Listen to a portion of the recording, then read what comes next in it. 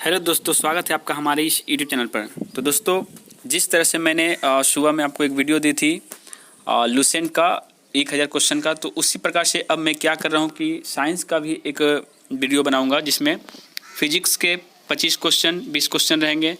उसके बाद फिर केमिस्ट्री और फिर बायोलॉजी से एक एक दिन बीच करके आपको देखने को मिलेंगे और टॉप इम्पोर्टेंट क्वेश्चन रहेंगे दोस्तों। कोई भी फालतू का क्वेश्चन नहीं रहेगा और एकदम शुरुआत से कर रहे हैं। मतलब आपने जितनी भी तैयारियां कर ली हैं तो कर ली हैं, अब आपको प्रैक्टिस करने का समय आया है। तो एकदम शुरुआत से चैप्टर बाय चैप्टर आपको सारे वीडियो जो है वो मिलते रहेंगे। तो आपको अब कहीं जाने की ज़रूरत नहीं है, आपको सब कुछ इसी चैनल पे मिल जाएगा। तो चलिए इसी के साथ स्टार्ट करते हैं और देखते हैं आप आज कितना कर पाते हैं।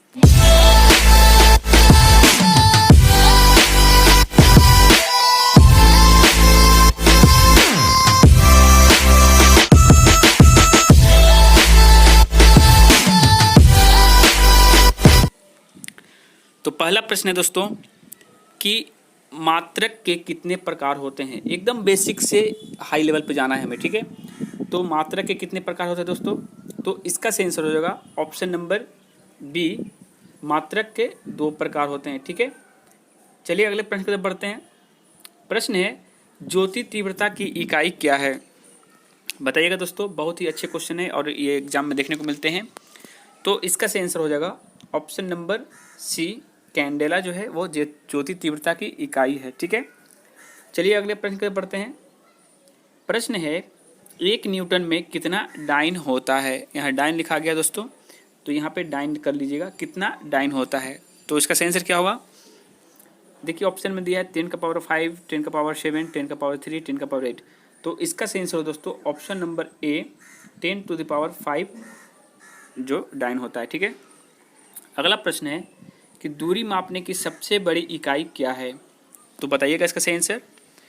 तो देखिए दूरी मापने की इकाई बहुत सारे हैं, जिसमें सबसे बड़ा पूछा गया। देखिए किलोमीटर भी दूरी मापी जाती है, मीटर में भी मापी जाती है, प्रकाश वर्ष में भी मापी जाती है, लेकिन पार्सेक जो है दोस्तों सबसे बड़ी है, ठीक है। यानी कि 3.24 प्रकाश वर्ष को शायद एक पार्सेक कहा जाता है, ठीक है। तो इसका सही आंसर हो दोस्तों ऑप्शन नंबर डी। अगला प्रश्न है इनमें से कौन एक सदिश राशि है, ठीक है। तो देखते हैं कौन है सदिश राशि दोस्तों। तो देखिए कार्य, विद्युत धारा और दाब, ये तीनों अदिश राशियां हैं, ठीक है दोस्तों। तो यहाँ पे सदिश राशि कौन होगी आपको पता हो जाएगा। यहाँ पे जो त्वरण है वो आपका सदिश राशि है, ठीक है। चलिए अगले प्रश्न की तरफ बढ़ते हैं। प्रश्न है दोस्तों न्यूटन के प्रथम नियम को क्या कहा जाता है। तो बताइएगा इसका सही आंसर। तो इसका जो सही आंसर हो दोस्तों ऑप्शन नंबर ए, जड़त्व का नियम या फिर गैलीलियो का नियम भी कहते हैं दोस्तों, ठीक है। इसको हम लिख लेते हैं एक बार, गैलीलियो का नियम, ठीक है। तो ये भी आप याद कर लीजिएगा। अगला प्रश्न है कि नाव के किनारे पर कूदने पर नाव को पीछे की ओर हट जाना, यह न्यूटन का कौन सा नियम कहलाता है, ठीक है। बताइएगा कौन सा नियम है दोस्तों। तो आपको पता है ये एक क्रिया के बराबर विपरीत प्रतिक्रिया हो रही है, ठीक है। तो इसका जो सही आंसर है दोस्तों ऑप्शन नंबर 3, तीसरा नियम हो जाएगा, ठीक है। अगला प्रश्न है कि आवेग का मात्रक क्या होता है। तो बताएंगे इसका सही आंसर। तो इसका सही आंसर दोस्तों यानी आवेग मतलब इम्पल्स होता है, जिसका मात्रक जो है वो न्यूटन सेकेंड होता है, ठीक है। चलिए अगले प्रश्न की तरफ बढ़ते हैं। प्रश्न है उत्तोलक कितने प्रकार के होते हैं। ये बहुत ही अच्छा क्वेश्चन है दोस्तों, और यहाँ से आप कुछ टॉपिक पढ़ लीजिएगा जितने टाइप के उत्तोलक होते हैं। तो चलिए देखते हैं कितने प्रकार के उत्तोलक होते हैं। तो यहाँ पे आंसर हो जाएगा ऑप्शन नंबर बी, 3 प्रकार के उत्तोलक होते हैं दोस्तों, प्रथम श्रेणी, द्वितीय श्रेणी और तृतीय श्रेणी के उत्तोलक, ठीक है। और मैं कुछ इंपॉर्टेंट बात बता दूँ। देखिए जो प्रथम श्रेणी को आप इस तरह से याद कर सकते हैं, FLE एक फॉर्मूला है दोस्तों याद करने का। तो ये है फलक्रम, ये है लोड और ये है इफोर्ट। तो प्रथम श्रेणी में जो है फलक्रम बीच में रहता है, द्वितीय श्रेणी में लोड बीच में रहता है और तृतीय श्रेणी में इफोर्ट बीच में रहता है। ये बात आप ध्यान रखिएगा और यहीं से याद कर लीजिएगा, FLE, ठीक है। तो अगला प्रश्न है कि नींबू निचोड़ने की मशीन किस प्रकार का उत्तोलक है, ठीक है। नींबू निचोड़ने वाला मशीन बताइए किस प्रकार का उत्तोलक है दोस्तों। तो देखिएगा अभी मैंने आपको बोला था FLE, और नींबू जो मचोड़ा जाता है ये इस टाइप का कुछ रहता है। यहाँ पे कुछ लगा रहता है दोस्तों ऊपर से भी, और कुछ यहाँ से नीचे से भी लगा रहता है। तो यहाँ पे जो लोड है, एक्चुअल लोड जो आपको पड़ रहा है दोस्तों, ये यहीं पे पड़ रहा है। यहाँ पे उसका फलक्रम बनने का काम कर रहा है और लोड जो है आपका बीच में लग रहा है यहाँ पे, ठीक है। तो इस हिसाब से ये बीच वाला हो जा रहा है, यानी द्वितीय श्रेणी का है, ठीक है। चलिए अगले प्रश्न की तरफ बढ़ते हैं। प्रश्न कहता है यदि कोई m द्रव्यमान की वस्तु v वेग से चल रही हो तो गतिज ऊर्जा क्या होगी। तो इसका सही आंसर आपको बता दें दोस्तों, हाफ mv² होता है। गतिज ऊर्जा का एक फॉर्मूला है, आप देख लीजिएगा, ठीक है। अगला प्रश्न है रासायनिक ऊर्जा को विद्युत ऊर्जा में परिवर्तित के उदाहरण क्या हैं, ठीक है। तो बताइएगा इसका सही आंसर। तो दोस्तों इसका जो सही आंसर होगा, देखिए रासायनिक का मतलब होता है केमिकल रिएक्शन करवा करके एनर्जी मतलब विद्युत पैदा करना, तो वो है आपका विद्युत सेल, बैटरी जिसको बोलते हैं दोस्तों, ठीक है।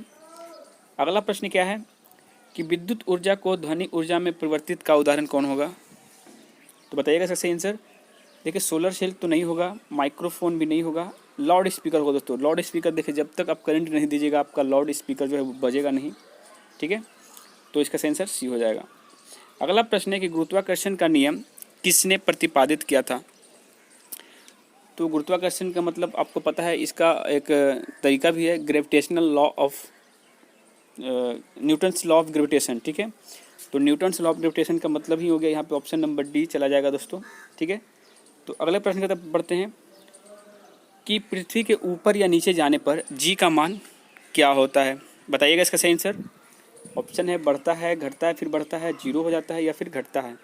तो देखिए ऊपर या नीचे जाने पर, जैसे ये मान लीजिए धरती है, इसके ऊपर जाइएगा तो भी या फिर इसके नीचे जाइएगा तो भी आपका जो जी का मान है वो हमेशा घटेगा, ठीक है। क्योंकि जितना दूर आप जा रहे हैं जी के सरफेस से तो वो आपको घटेगा ही, ठीक है। अगला प्रश्न है दोस्तों कि यदि पृथ्वी अपनी वर्तमान कोणीय चाल से 17 गुनी अधिक चाल से घूमने लगे तो भूमध्य रेखा पर रखी वस्तु का भार क्या होगा। तो बताइएगा इसका सही आंसर। तो इसका सही आंसर हो दोस्तों ऑप्शन नंबर बी, 0 हो जाएगा, ठीक है। चलिए अगले प्रश्न पर बढ़ते हैं। प्रश्न है यदि नीचे उतरते समय लिफ्ट की डोरी टूट जाए और वह मुक्त अवस्था से नीचे गिरती है, ऐसी स्थिति में लिफ्ट में स्थित पिंड का भार क्या हो जाएगा। तो देखिए जब इस तरह की कंडीशन होती है तो वहाँ पे जो अंदर में जो पिंड हो या फिर मनुष्य जो भी हो उसका भार जो है हमेशा 0 ही रहेगा, ठीक है दोस्तों। अगला प्रश्न क्या है कि ग्रहों की गति से संबंधित केपलर के कितने नियम हैं, ठीक है। तो बताइएगा इसका सही answer. Kepler's law of motion, तो इनके टोटल 3 नियम है दोस्तों। केपलर का पहला नियम जो आपको बताता है कि प्रत्येक ग्रह जो सूर्य के चारों तरफ एलिप्टिकल यानी अंडाकार जो राउंड में घूमते हैं, जैसे ये सूर्य है तो इसके चारों तरफ इस तरह से घूमते हैं जितने भी ग्रह हैं। और कर रहा हूँ तीसरा नियम मुझे पता है दोस्तों कि T² directly proportional to R⁵, यानी कि जो टाइम पीरियड है, जो आवर्तकाल है, वो उनके बीच के दूरी की यानी रेडियस की Q की जो है वो बराबर होते हैं, ठीक है। अगला प्रश्न है दोस्तों कि पृथ्वी के लिए पलायन वेग का मान कितना है। तो बताइएगा इसका सही आंसर। तो इसका सही आंसर हो दोस्तों ऑप्शन नंबर बी, 11.2 किलोमीटर प्रति सेकेंड। अगर इस स्पीड से कोई वस्तु यहाँ से ऊपर की ओर जाती है तो वो डायरेक्ट पृथ्वी के जो वायुमंडल है उसको छोड़कर और इसके ग्रेविटेशनल फोर्स को छोड़कर वो अंतरिक्ष में चली जाएगी और वापस नहीं आएगी, ठीक है। अगला प्रश्न दोस्तों कि पहाड़ों पर खाना बनाने में कठिनाई होती है, क्यों। तो बताइएगा इसका सही आंसर। तो इसका सही आंसर दोस्तों दबाव कम होने के कारण जो है वहाँ पे आपको खाना बनाने में कठिनाइयाँ होती हैं। तो ये टोटल 20 क्वेश्चन हमने आज दिए थे दोस्तों। तो आपको ये वीडियो कैसी लगी हमें ज़रूर बताइएगा दोस्तों। ये हमारी तरफ से प्रयास है कि आपको कोई भी क्वेश्चन ना छूटे और जितना हो संभव हम आपको तैयारी करवाना चाहते हैं, ठीक है। तो इसी के साथ वक्तव्य समाप्त करते हैं। जय हिंद, जय भारत।